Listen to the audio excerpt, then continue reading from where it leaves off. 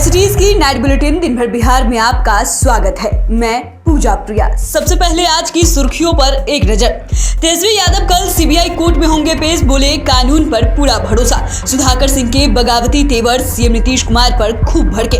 कांग्रेस अध्यक्ष पद का चुनाव संपन्न, खड़गे थरूर में कड़ा मुकाबला। बीजेपी के बड़े नेता बैठे धरना पर, नीतीश लालू पर जमकर बरसे। चिराग पासवान ने की बिहार में राष्ट्रपति शासन लगाने की मांग। बिहार के सरकारी कर्मचारियों को दिवाली छठ से पहले मिला तोहफा। मोतिहारी में सिलेंडर विस्फोट में 1 दर्जन लोग घायल, इलाज जारी। अररिया में 50 लाख तो वैशाली में 40 लाख की शराब जब्त। पटना जिले में टूट सकता है डेंगू के मरीज का 6 साल का रिकॉर्ड। और पटना में तालाबों पार्कों में हो रही छठ पर अर्घ देने की वैकल्पिक व्यवस्था। अब खबरें विस्तार से।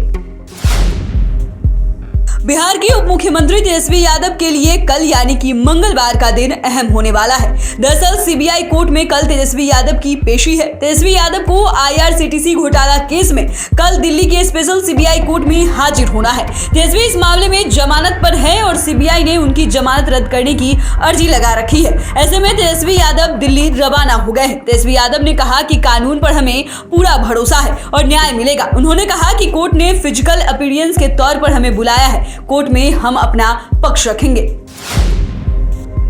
पूर्व कृषि मंत्री सुधाकर सिंह ने बड़ा बयान दिया है। सुधाकर सिंह ने बगावती बोलते हुए कहा कि मंत्री के रूप में मैं छोटा था, इसलिए हटा दिया गया। विधायकी से जिस दिन निकाल दे तो तब मानेंगे कि वो ताकतवर आदमी है। उन्होंने बिना नाम लिए सीएम नीतीश पर निशान साधते हुए कहा कि जन अभियानों में जब जाने का हमने तय किया तब ही तय हो गया था कि ऐसी छोटी मोटी बातें होती रहेंगी। सुधाकर सिंह ने कहा कि कुछ लोगों को लगता है कि स्वर्ग जाने का रास्ता पीएम पद होकर जाता है, इसलिए ये पीएम बनने के लिए परेशान हो रहे हैं। कांग्रेस के लिए आज ऐतिहासिक दिन है। पार्टी में 22 साल बाद अध्यक्ष पद के लिए चुनाव हुआ है, जबकि 24 साल बाद गांधी परिवार से बाहर का कोई व्यक्ति अध्यक्ष होगा। पटना के सदाकत आश्रम में भी अध्यक्ष पद के लिए वोटिंग की गई। चुनाव में मल्लिकार्जुन खड़गे और शशि थरूर मैदान में है। मतदान के लिए देश भर में 40 केंद्रों पर 78 बूथ बनाए गए हैं, जहां प्रदेश कार्य समिति के 9000 से अधिक प्रतिनिधि ने मतदान किया। बता दें कि 19 अक्टूबर को मतों की गिनती होगी और कांग्रेस को नया राष्ट्रीय अध्यक्ष मिल जाएगा। पटना हाई कोर्ट की तरफ से बिहार निकाय चुनाव पर रोक लगाए जाने पर आरक्षण को लेकर बीजेपी ने आरक्षण बचाओ चुनाव कराओ कार्यक्रम का आयोजन किया। नगर निकाय चुनाव में अति पिछड़ों को आरक्षण को लेकर बीजेपी ने धरना दिया। बीजेपी नेताओं ने कहा कि जब तक हमारी पार्टी है, अति पिछड़ा समाज को कोई ठग नहीं सकता है। दरअसल जदयू निकाय चुनाव पर लगी रोक के लिए बीजेपी और केंद्र सरकार को दोषी मानती है। वहीं दूसरी तरफ बीजेपी भी नीतीश कुमार पर सुप्रीम कोर्ट के निर्देश के बाद भी आयोग नहीं बनाने को लेकर आरक्षण विरोधी बता रही है।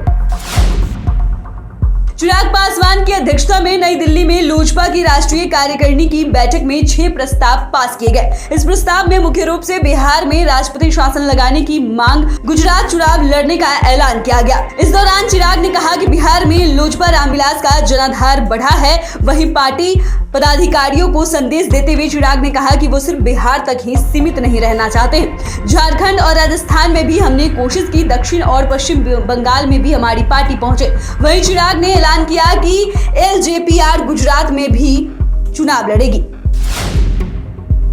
त्योहारों के सीजन में बिहार के सरकारी कर्मचारियों के लिए अच्छी खबर है। नीतीश सरकार दिवाली से पहले ही कर्मचारियों के खाते में अक्टूबर महीने की सैलरी डाल देगी। इस महीने समय से 10 दिन पहले सरकारी कर्मचारियों का वेतन दिया जाएगा। दिवाली और छठ को देखते हुए 20 अक्टूबर को कर्मचारियों के वेतन का भुगतान होगा।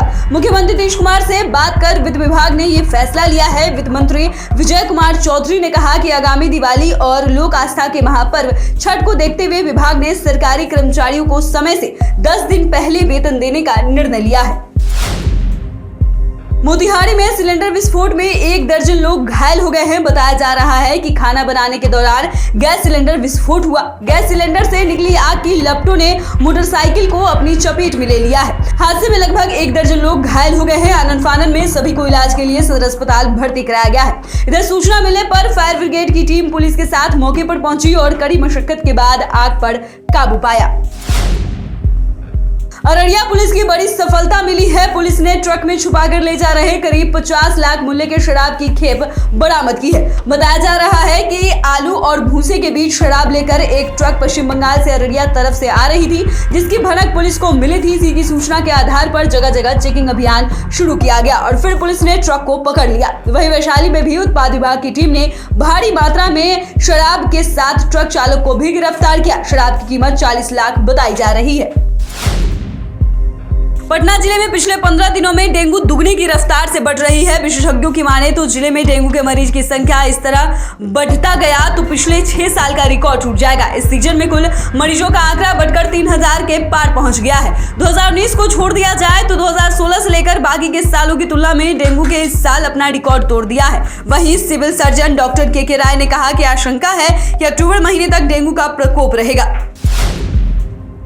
गंगा का जलस्तर लगातार बढ़ रहा है। गांधी घाट तक गंगा का जलस्तर लाल निशान के पार हो चुका है। जिला प्रशासन की ओर से जारी गाइडलाइन के अनुसार जलस्तर कम होने की संभावना है। मंगलवार से कमी देखने को मिलेगी। अगर ऐसा नहीं होता है तो इस बार पटना के गंगा घाटों पर छठ का अर्घ्य देना काफी मुश्किल हो जाएगा। जिला प्रशासन इसको देखते हुए वैकल्पिक व्यवस्था करने में जुट गई है। गंगा में जलस्तर अधिक होने से छठ व्रतियों के लिए शहर के 52 तालाबों में अर्घ्य देने की व्यवस्था हो रही है। इसके लिए तालाबों को दुरुस्त करने की तैयारियां भी की जा रही है। तो फिलहाल के लिए नाइट बुलेटिन में बस इतना ही। अगर आपने अभी तक चैनल को सब्सक्राइब नहीं किया है तो सब्सक्राइब कर ले। फेसबुक पेज को लाइक करना ना भूले। वीडियो देखने के लिए आपका धन्यवाद।